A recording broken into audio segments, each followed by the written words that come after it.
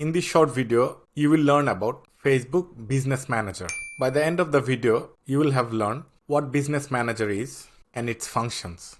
So, Business Manager is a place or a dashboard where all Facebook assets like Facebook page, ad account, Instagram account, Facebook pixel, WhatsApp account, and other Facebook assets are centrally located. Now let's see what that means. This is the business manager or the business settings. This is like the main engine of Facebook advertising. So over here you have on the left People's tab where you can add your staffs or employees and you can give them different permissions. You can give them permission to a page.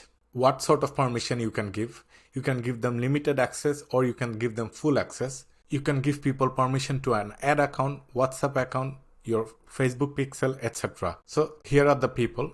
Then you have partner. You can partner up with other agencies. That can be done as well. Here you add certain systems. Then you have accounts. In the accounts you can add Facebook pages. Then you have ad account. You can have multiple ad accounts.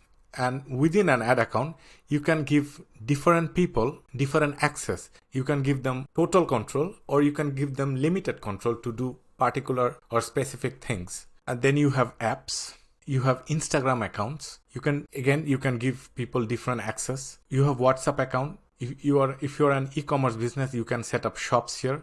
Facebook pixel, you can add your billing method. So in short, Facebook Business Manager is a place where all your Facebook assets are centrally located. You can add people and you can give those people different access to different assets.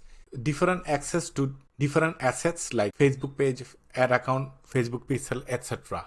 In general, this is the function of Facebook Business Manager. That is it for this video. Give it a thumbs up if you have liked the video. If you'd like to see more videos on Meta and Instagram ad campaigns, please subscribe to the channel.